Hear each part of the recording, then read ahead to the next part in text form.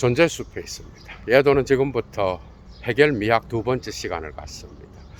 첫 번째 시간에서는 해결의 전체적인 변증법적 사유 안에서 예술이 차지하는 위치, 그래서 여러분들이 해결의 미학 강의를 보다 쉽게 이해할 수 있도록 예비적 고찰로서 강의를 했죠. 그죠? 오늘부터는 본문으로 들어가는데, 오늘의 주제는 아름다움이란 무엇인가, 이걸 이야기하면서 자연미와 예술미의 차이점이 뭔지 그걸 하면서 여러분들이 해결의 미학 강의를 보다 더 쉽게 이해할 수 있도록 그런 출발점으로서 오늘 강의도 중요하겠죠. 그죠? 해결의 미학 강의에서 에스테틱, 미학이라는 단어를 쓸 때는 자연미와 예술미를 함께 통합적으로 쓰는 경향이 있고요. 그 다음에 Die Philosophie der Kunst, 아니면 Die Philosophie des Schönen, 예술 철학 혹은 아름다움의 철학, 이런 식으로 쓸 때는 예술미만을 가리킬 때가 있어요. 이게 이제 혼용될 때도 있지만, 에스테틱이 Die Philosophie der Kunst, 예술 철학이라는 개념보다는 더 폭넓은 개념이다. 이런 정도는 여러분들이 알고 미학 강의에 참여하는 게 좋을 것 같아요.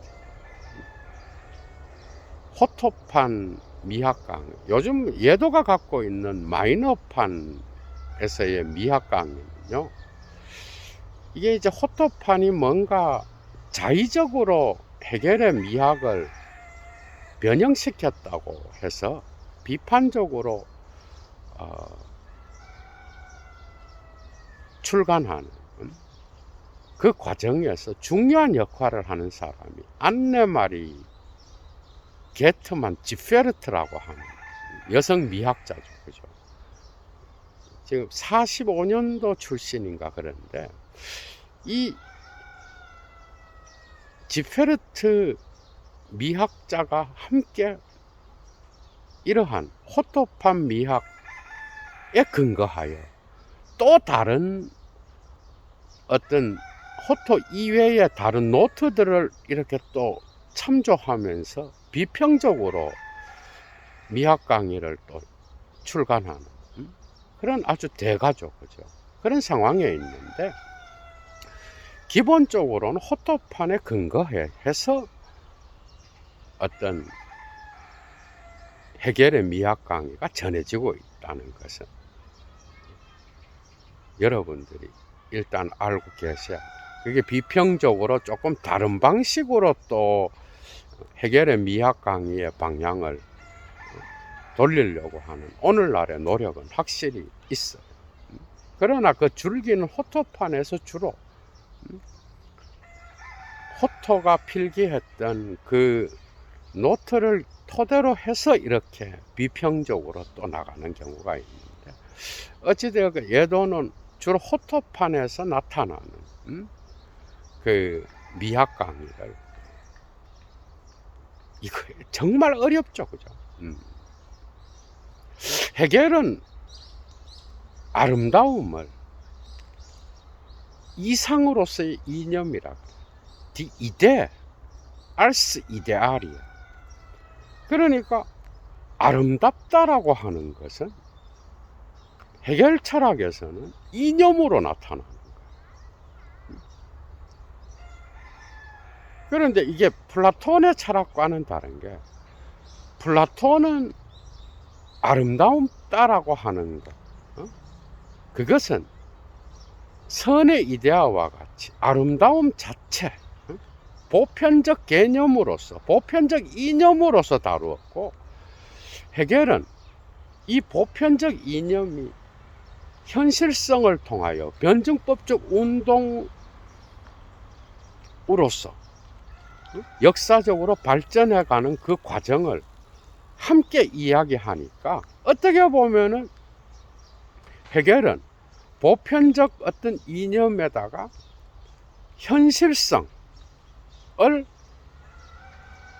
더하여 그 둘을 통일시킨 그런 미학이라고 할 수 있어. 크게 보면. 그런데 헤겔의 변증법에서 이 이념으로서의 이상이 자연미와 예술미로 나타나. 그래서 자연미는 우리가 어떻게 알 수 있는?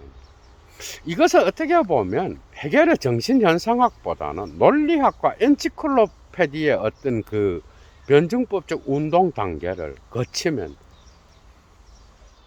종교와의 관계도 매우 중요해요. 그러니까 헤겔의 변증법은 일단 절대자가 자기 자신으로부터 나와서 외화되어서 자기 바깥으로 타자 존재가 되면 거기에서 자연이 발생하는 거예요. 그죠? 응? 그런데 이러한 어떤 절대자 자신의 이념 체계를 다룬 게 논리학이잖아. 그러니까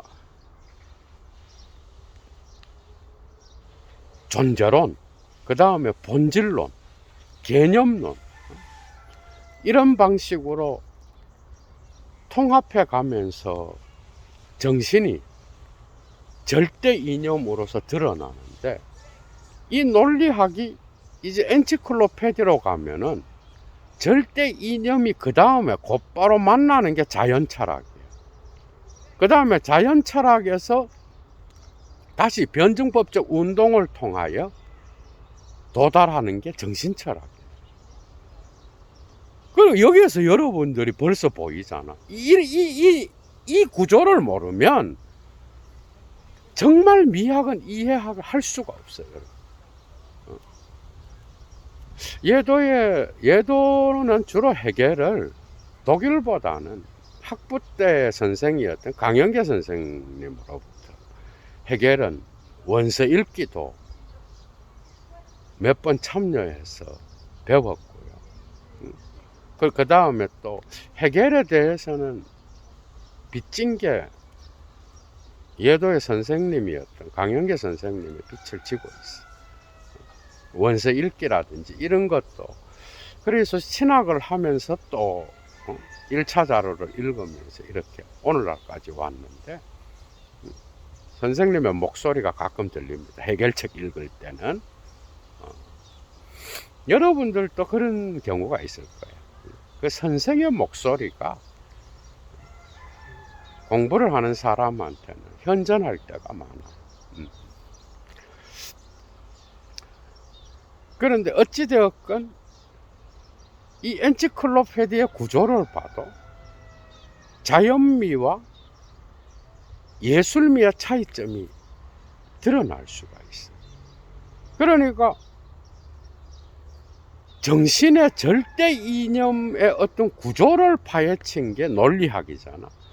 엔치클로페디는 그 논리학에서 다시 자연 철학을 거치고 정신 철학으로 간다고. 그게 헤겔의 변증법적 운동에서 자연은 신이 자기 자신으로부터 절대 이념으로부터 자기를 외화시켜서 처음 만나는 게 바로 자연이에요. 그러니까 타자 존재로서 자기 자신을 외화시켜서 처음 만나는 게 바로 이 자연세계라는 거예요. 그게 바로 자연미예요.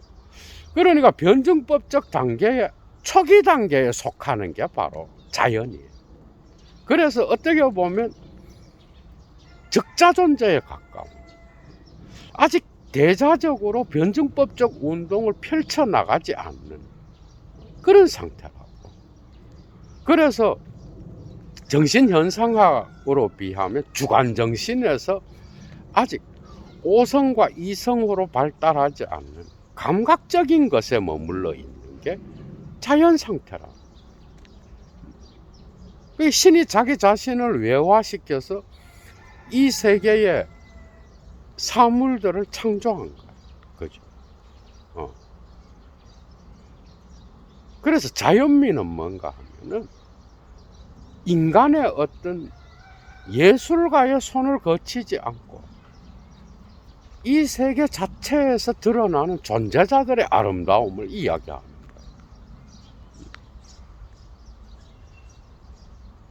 그런데 이 존재자들도 생명력을 갖고 있죠. 그죠? 자연미를 설명할 때 해겔은 이런 걸 다 이야기해요. 자연미에서도 유기체적 생명체가 아주 중요한 거예요. 레벤디히카이트. 일단 우리가 자연을 보게 되면 태양계가 있겠고, 태양이 있고, 창공이 있고, 하늘이 있고, 땅이 있습니다. 그러니까 자연 철학에서 중요한 거는 당연히 역학과 물리학이겠지. 그래서 전체의 어떤 다양한 별들과 태양, 그 다음에 지구, 이 세계에 펼쳐져 있는 삼라만상의 존재자들의 산과 바다와 동물과 식물과 이 모든 보이는 것들, 거기에서 이 생명체는 하나의 유기체로서, 그죠? 움직이고 운동하면서 우리 인간과 더불어 살아있는 존재자들이지, 그죠? 거기에는 물론 무기물도 있어. 그런데 이 세계의 자연 상태에서 있는 이 모든 존재자들의 아름다움은 특별한 어떤 규칙성을 갖고 있어. 그 다음에 대칭이 나타나고, 그 다음에 법칙성을 갖고 있어. 자연 법칙. 그 다음에 마지막으로 이런 것들을 통하여 조화가 일어나. 이게 바로 자연미의 형식이야. 해겔이 말하는. 그러니까 자연의 모든 생명체, 유기체적 생명체는 또 신체를 갖고 있죠. 그죠? 동물도 신체를 갖고 있고, 식물도 신체를 갖고 있어. 나무의 신체는 뭐겠어? 나무 껍질이겠지. 그러니까 인간에게만 어떤 절대자의 정신이 현존하는 건 아니야. 우리가 보는 이 자연 세계의 다양한 존재자들 역시도 절대자가 자기를 외화시켜서 바깥으로 나가서 타자 존재가 될 때에 드러나는 게 이 세계의 다양한 존재자. 그것은 유기체로서, 그죠? 살아있는 생명체로서 활동하고 있죠. 그래서 특정한 규칙성을 갖고 있는 거예요. 그 다음에 또한 이것들은 다른 것들과의 차이를 만들어내면서 대칭을 보여주고 있고, 이러한 대칭은 다양한 차이들에 의하여 특정한 법칙성을 보여주고 있어. 그죠? 그 법칙은 또한 차이성 안에서 동일성으로서 어떤 조화를 보여주고 있다. 이것은 어떤 음악에서의 특징과 유사해요. 해겔은 미학에서 아주 다양한 걸 다루고 있어요, 여러분.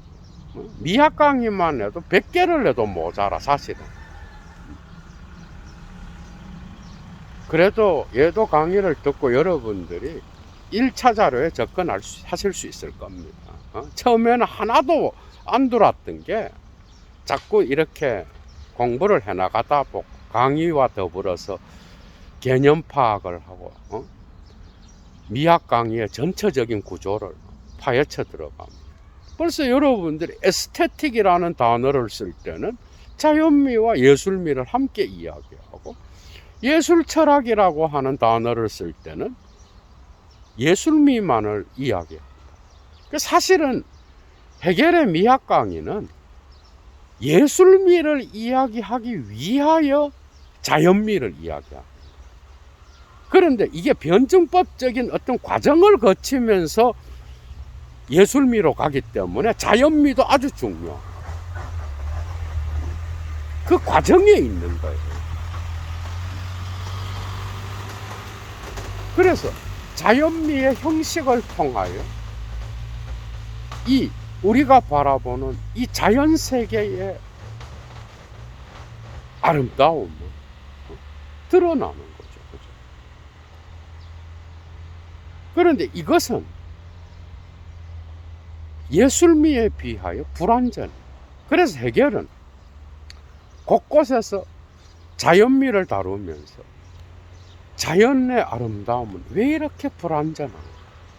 이런 질문을 던진다. 이거는 추상적 형식미에 그치는 거예요. 그리고 우리가 자연미를 느끼는 것은 이 자연미가 갖고 있는, 자연이 갖고 있는 형식 때문에 그런 거예요. 이 네 가지. 규칙성과 대칭성, 그 다음에 또 법칙성, 마지막이 조화야. 이런 것들의 형식 때문에 우리는 자연 안에서 미를 느껴요. 그러나 이것은 추상적 형식에 머물고 있는 거예요. 이것은 미적 이상이 될 수 없는 게 결함을 갖고 있어. 미적 이상으로 나가려 그러면 형식만 갖고는 뭔가 부족한 거예요.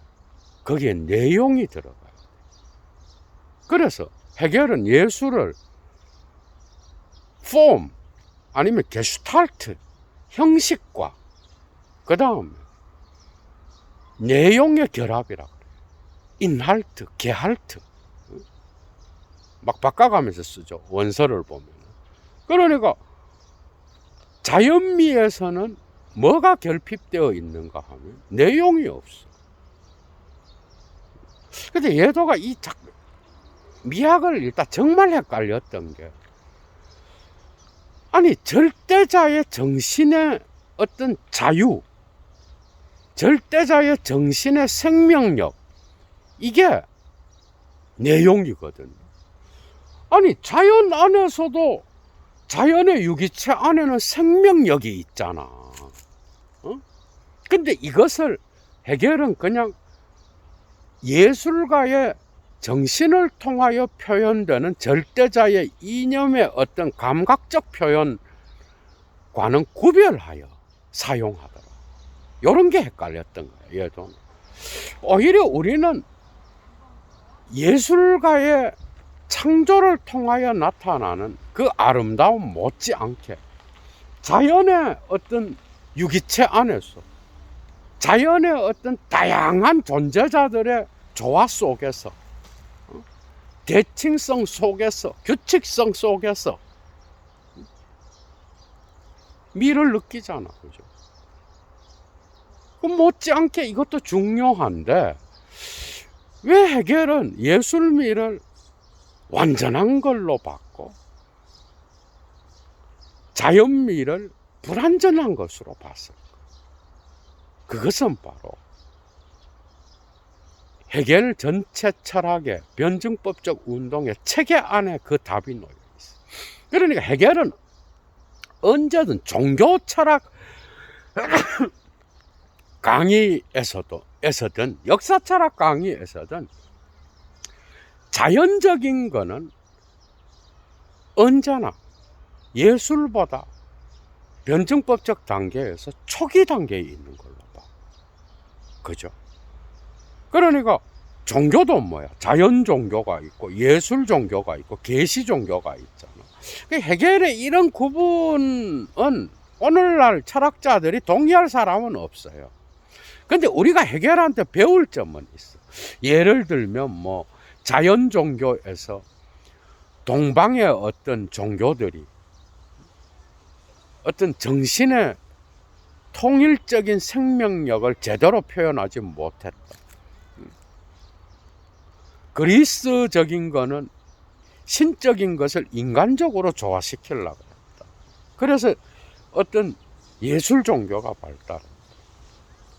비로소 계시 종교인 그리스도교의 종교 안에서 삼위일체의 어떤 조화를 통하여 정신이 극점에 이르다.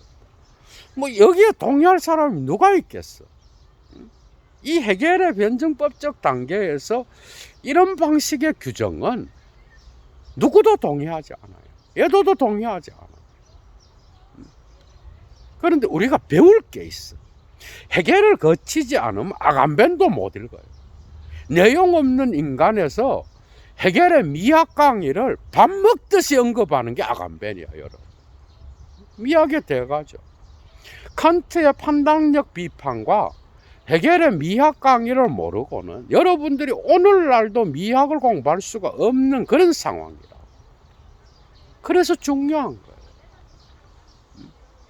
그러니까 해겔의 어떤 이러한 구별들, 자연 종교와 일치하는, 그러니까 중국과 인도와 페르시아와 이집트의 종교에 상응하는 그 종교를 통하여 표현된 예술이 바로 상징적 예술이잖아. 이게 변증법적 단계 초기 단계에 있는 거야, 이것도. 그 다음 단계가 그리스적인 어떤 예술인데, 이게 이제 해겔이 좋아하는, 신화를 통하여 나타나는 어떤 그런 종교죠, 그죠? 이 예술 종교죠. 그런데 이 미학 강의에서는 고전적 예술 형식이라고 해요. 고전 예술이야. 그 다음 단계가 그리스도교의 어떤 예술인데, 이게 기독교 종교와 같이 간다. 삼위일체의 어떤 이 조화를 또 이야기하고 사랑을 이야기하고 막 이래, 그리스도교. 나중에 더 세밀하게 언급하겠습니다. 오늘은 아름다움과 자연미와 예술미를 구별하는 거에 초점이 맞춰져 있습니다. 그러니까 이런 식의 어떤 변증법적 운동을 거치면서 뭐 상징적 예술 형식, 그 다음이 고전적 예술 형식, 그 다음이 낭만적 예술 형식, 이런 식의 구별을 누가 동의하겠냐고, 오늘. 자, 이제 다시 원점으로 돌아가겠습니다. 그러니까 우리가 예술미에서 우리가 어떤 이 세계의 다양한 자연 상태 안에서의 아름다움을 느끼는 것은 바로 자연미의 형식 때문에 그래요. 그런데 이것은 추상적 형식미에 그치는 거예요. 그런데 아름다움이 완성되려 그러면 형식과 내용이 함께 가야 돼. 뭐가 결여되었어? 자연미 안에는 절대자의 정신의 생명력인 최고의 이념 중의 이념인 절대자의 자유와 생명이 결여된 거예요. 그러니까 아름다움의 완성은 형식과 내용이 함께 가야 되는데 자연미에는 내용이 없는 거야. 그래서 불완전한 거야. 그래서 추상적 형식으로 그치는 거야. 물론 자연 안에는 해겔도 이야기해요. 생명을 통하여 절대자의 생명이 자연에도 깃들잖아, 그죠? 그러나 이것은 변증법적 운동의 초기 단계에서 아직 자기의 어떤 외면성과 형식을 지향시켜서 정신의 단계로까지 나가지 못한 단계를 나타내는 거예요. 절대자의 정신의 생명은 물론 자연 안에도 깃들고 있지만 그게 변증법적 운동을 알아야 되는 거예요, 여러분들이. 그래서 이해하기가 어려워. 그래서 이 예술미는 예술가의 손을 거쳐서, 그죠? 어떤 예술가의 혼을 거친다 그래. 그 다음 강의가 예술가란 누구인가요? 헤겔한테서 예술가와 예술 작품이 누구인가요? 이걸 알게 되면 여러분들이 또 더 깊이 있게 미학 강의를 이해할 수 있겠죠. 재밌겠죠, 그죠? 한 4개 정도 나올 것 같아요.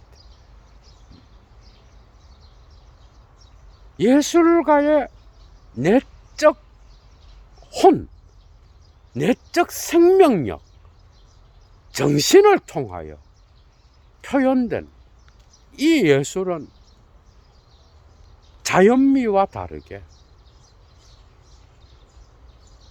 자연의 형식을 통하여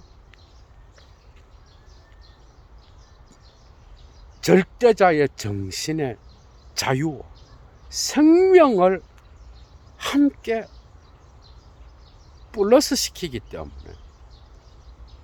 예술미는 아름다움의 완전한 이상으로 나갈 수 있다라는 거예요. 이게 헤겔의 어떤 거. 그러니까 추상적 형식에 머무르는 게 자연미.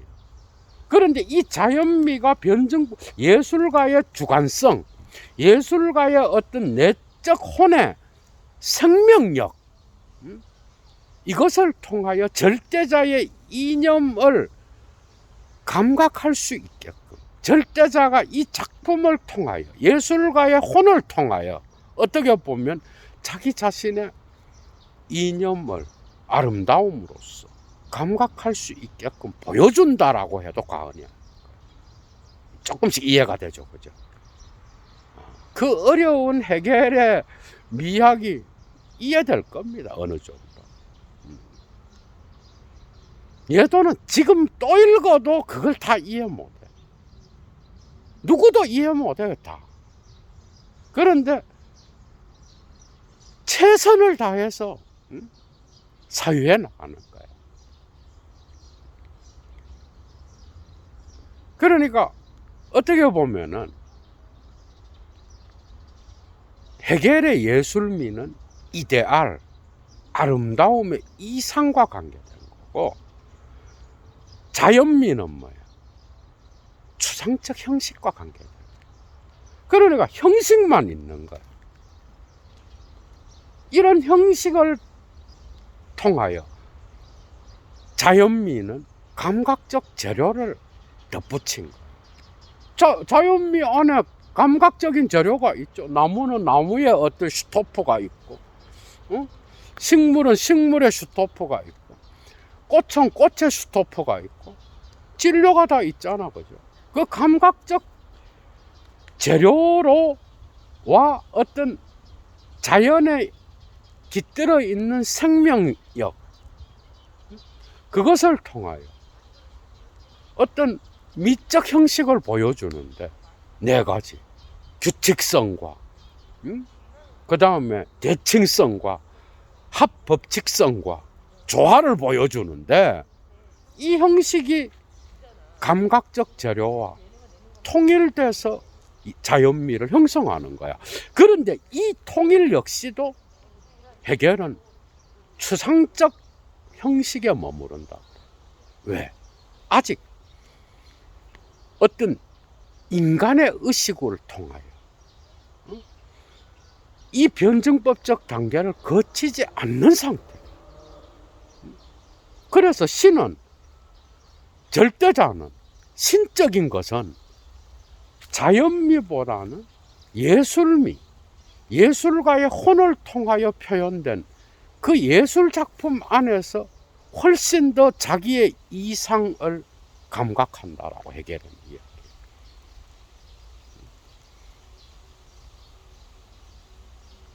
그러니까 인간의 정신을 통하여, 그게 자연 안에 깃든 생명 안에서보다는 헤겔의 절대자는 인간의 이성을 통과하여서 표현된 예술 작품이 훨씬 더 자기의 정신과 가깝다고 보는 거예요. 이거 역시도 비판할 수 있겠죠, 그죠? 해결의 변증법적 단계에서는. 그러니까 자연적 의식에서 인간적 의식으로 가고, 인간적 의식에서 신적 의식으로 가는 거야. 그게 정신이에요. 이거는 엔치클로페디뿐만 아니라 정신현상학에서도 그런 방식으로 나타나잖아. 그죠? 그 예술도 그래. 자연미는 그냥 자연의 추상적인 형식에만 머물러 있는 거야. 여기에는 어떤 변증법적 운동을 통하여 자기를 지향시켜서 인간의 의식을 통과하고, 그 다음에 그 예술가의 혼을 통하여 작품으로서 드러나는, 그래서 절대자의 이념에 어떤 생명이, 이상이 아직 나타나지 않은 단계. 그래서 오직 예술미만이 절대자의 이념의 이상을 표현한다고 본 거예요. 그래서 이 자연미로부터 절대자의 정신의 내용이 플러스 되면 예술미가 되는 거예요. 이해가 되죠, 이제? 그러니까 자연미의 형식에다가 예술가들 역시도 자연의 재료를 사용하잖아요. 그런데 이게 플라톤이나 아리스토텔레스의 모방의 개념과 다른 거는, 어찌되었건 원본은 이데아의 세계에 있고,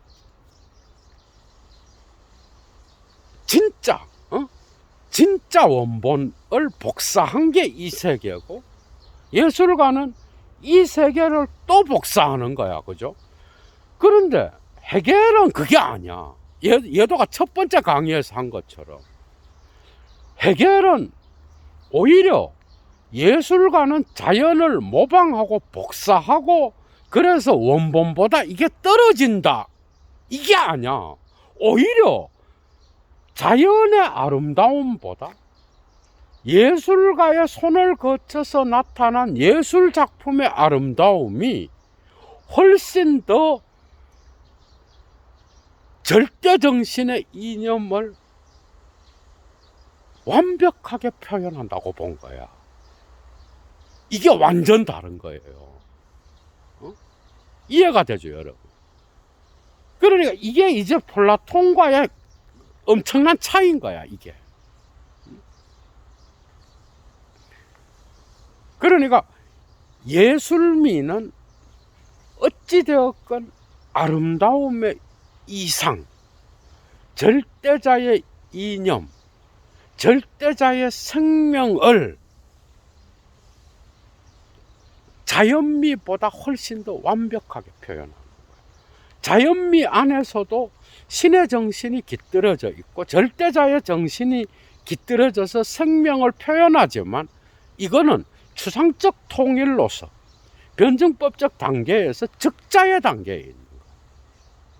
이걸로부터 지향해서 인간의 의식을 통하여 신의 정신으로 나가게 하는 게 어떻게 보면은 예술이야. 예술미는 그래서 신적 정신이 변증법적 운동을 훨씬 더 많이 통과하여 획득되는 거의 마지막 단계에 있는 거예요.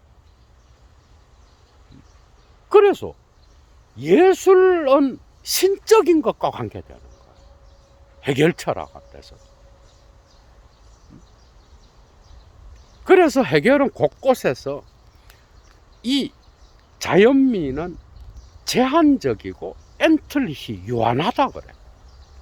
그런데 예술미를 표현하는 곳곳에서는 운엔틀릿이 무한한 것을 이야기해. 절대정신, 정신현상학의 마지막에 나오는 게 뭔지 알아요, 여러분? 마지막에 도착해서, 절대지에 도착해서 어떤 이 절대정신이 자기 자신을 표현하면서 만족해 하는 게 뭔지 알아? 무한성이 드러난다. 이 끌어오르는 절대정신의 잔에서 무한성이 올라온다. 그 예술은 무한자와 관계된 거예요. 응? 그런데 이 자연미는 뭐야? 유한한 거예요. 그래서 한계가 있고 결함이 있고 그냥 형식만 있고 어떤 신적 정신의 고도의 변증법적 운동을 통과한 그 자유는 표현되어 있지 않아. 그래서 내용이 빠진 형식이라고. 오직 예술미를 통해서만 내용이 들어가게 돼. 그래서 예술은 뭔지 알아? 예술의 아름다움은 형식과 내용의 통일이에요. 이게 결정적으로 중요한 거예요. 재밌죠, 여러분? 그죠? 요걸 읽고 여러분들이 호토판 미학강의 1권을 읽으면 많은 부분이 들어올 겁니다. 해결될 거예요.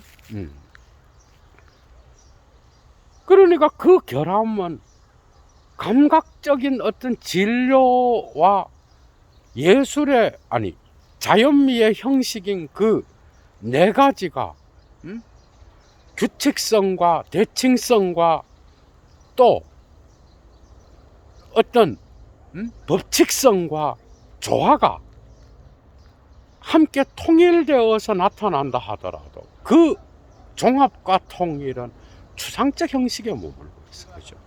그러니까 정신이 단지 자연 사물 안에서 유기체적 생명성으로만 나타나는 거예요. 이게 자기를 지향시켜서 인간의 이성을 통하여 예술가의 의식을 통하여 인간적인 것을 거침으로써 비로소 이 자연미는 신적인 어떤 것에 도달할 수 있는 거예요. 이렇게 보면 이제 완전히 이해가 되죠. 그러니까 자연미 안에 있는 생명력 역시도 절대자의 생명력이요, 예술미에서 느끼는 것 역시도 절대자의 생명력인데, 그 둘의 차이는 자연미는 아직 인간적인 것과 인간적인 것을 통과하지 않은 단계. 이것은 그냥 적자의 상태인 거예요. 인간의 어떤 이성을 통과하고 예술가의 내적 영혼의 생명력을 통과하여서 나온 예술미는 자연미에는 없는, 그죠? 그러한 고차원적인 어떤 신적 정신의 표현이 들어가 있다라고 봅니다. 그래서 정신현상학에서도 예술을 통과하려고 그러면 뭐예요? 주관정신인 인간의 오성과 이성을 통과하고 인간이 만들어 놓은 문화적인 어떤 그 체계를 통과하고 법과 도덕과 사회와 국가를 통과하고 그 다음이 신적인 정신의 어떤 절대 정신의 상태에 도달하잖아, 그죠? 그리고 엔치클로페디아에서도 신의 순수한 절대 이념을 표현한 이 논리학에서 그 다음이 외화된 게 자연철학이잖아. 자연철학 다음이 정신이라고. 그러니까 자연미는 자연철학에 속하는 그 미예요. 그러니까 아직 변증법적 발전의 단계에서 적자의 상태예요. 대자를 통과하여 종합을 이루지 못한 단계의 미가 바로 자연미인 거예요. 그래서 이 형식에다가 자연미의 네 가지 형식에다가 절대자의 정신인 생명력이 더해져야, 내용이 더해져야 비로소 아름다움의 이상이 완성되는 거예요. 그래서 자연미는 뭐야? 자연미는 추상적 형식이고, 예술미는 이상으로서의 이념, 그리고 아름다움의 어떤 최고의 정점, 절대자의 정신의 표현, 이게 드러나는 그런 장소인 거예요. 그러니까 예술미는 이데알, 이상과 관계되고, 자연미는 뭐야? 추상적 형식과 관계되는 거예요. 아브스트락지온과 관계되는 거예요. 그러니까 추상성은 아직 정신의 변증법적 운동에 대자적으로 나가지 못한 상태이기 때문에 뭔가 이 아름다움이 자기 안에 갇혀 있는 거예요.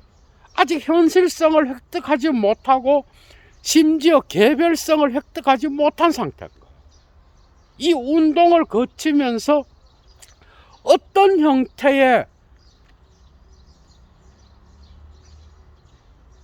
안에 이 정신이 결합되느냐에 따라서 세 가지 형식의 예술 형식이 나타나는 거예요. 그게 바로 다음 강의에서 하겠습니다. 그게 바로 상징 예술 형식, 고전적 예술 형식, 낭만적 예술 형식. 이것도 변증법적 운동을 거치면서 발전해 가는 거야. 이 세 가지도. 그러니까 해결은 뭐든지 다 변증법적 운동. 그 자연미에서 어떤 부정과 지향을 거쳐서 예술미가 되려면 예술가의 주체를 통하여, 그죠? 그리고 예술가가 사용하는 이 자연미의 형식을 통하여 절대자의 정신의 내용이 플러스돼야 비로소 예술미가 획득되는 거예요. 재밌죠, 여러분? 그죠? 이런 방식으로 해결은 자연미와 독일어로 나투얼쉐네스, 그 다음에 예술미, 쿤스트쉐네스를 구분하고 있다라는 거예요. 그래서 여러분들이 해겔의 체계 안에서 엔치클로페디의 체계와, 그죠? 논리학의 체계에서도, 예도는 첫 번째 강의에서는 주로 정신현상학의 체계에서 다루었잖아, 그죠? 그러니까 이 엔치클로페디의 체계에서 또 변증법적 과정에 운동을 보게 되면은 이 자연미와 예술미를 구별할 수 있는, 그게 더 명확하게 들어온다. 여러분 재미있었죠, 그죠? 이런 정도로 두 번째 해겔 미학 강의는 마치겠습니다.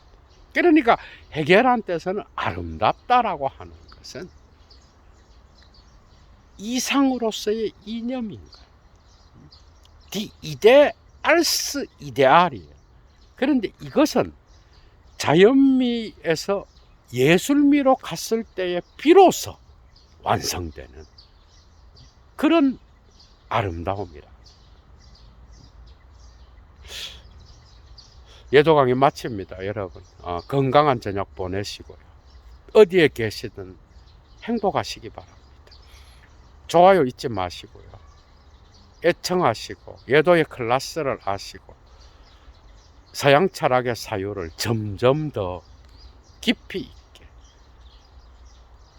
이끌고 가는 분들 가운데 여건이 되시는 분은 사막의 철학을 위하여 꼭 예도TV를 후원해 주시기 바랍니다. 자발적 수업료겠죠. 예도 물러갑니다. 주스.